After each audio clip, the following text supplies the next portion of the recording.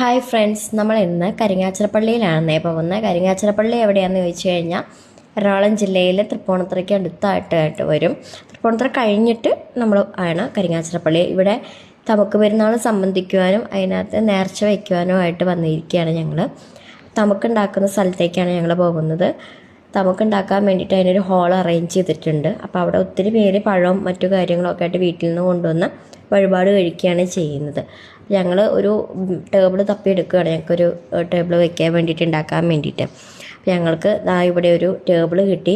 ഈ ടേബിളിൽ ഞങ്ങൾ എല്ലാം കൊണ്ടുവന്നിട്ടുണ്ട്. വാഴയില വാട്ടിയിട്ട്, പിന്നെ ശർക്കര, തേങ്ങ ചിരണ്ടിയത്, അരി വറുത്ത് പൊടിച്ച്, ഏലക്കായും ജീരകവും കൂടി മിക്സ് ചെയ്ത്, പിന്നെ ഞങ്ങളൊരു 51 പഴമാട്ടോ വയ്ക്കുന്നത്. 51 പഴം എന്ന് പറഞ്ഞാൽ അത് ഞാലിപ്പൂവാനാവാം, പാളയംകോടനാവാം, നമുക്ക് ഇഷ്ടമുള്ള പഴം പഴുത്തത് കൊണ്ടുവരണം. അങ്ങനെ ഞങ്ങൾ പഴമൊക്കെ തൊലി കളഞ്ഞ് പതുക്കെ വയ്ക്കാൻ തുടങ്ങി. ഇനി ഇത് അരിയും.